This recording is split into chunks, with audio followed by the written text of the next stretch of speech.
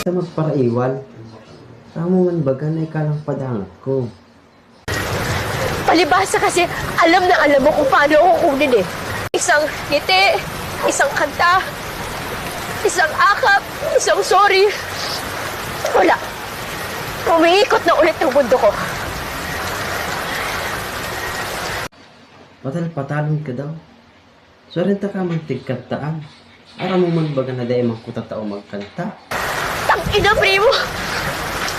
Matalino akong tao eh.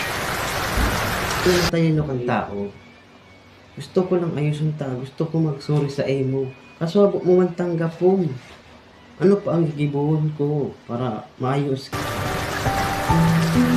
And what makes that story different from all your other stories before? Hindi ka man magpara-English. Aram mo na ang baga, malayan ako sa English. Kaya takatigbayan, tapapara-Englishan mo ako.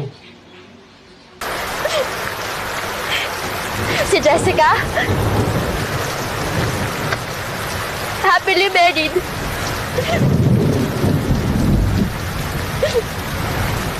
Ako. Eto. Sinusubukan pa rin bumangon para bawiin lahat ng nawala sa akin nung iniwan mo ko. Dahil takatigbayaan. Nasa bulangan na ako kato. Sarong banggi man ang bakon dahil nag-uli. Taga nang gana kami kato ni Padi. Isang beses lang ako nagtanong kung kaya ko pa ba. Isang beses lang ako nagkaroon ng lakas ng loob para sabihin kung ano talaga yung nararamdaman ko. Na nasasaktan na ako. Na nauubos na ako. Tama na ang iwalta.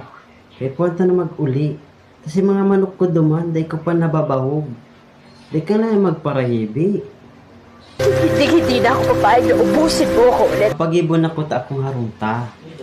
Taga nang gana ako kan sarong aldaw sa bulang.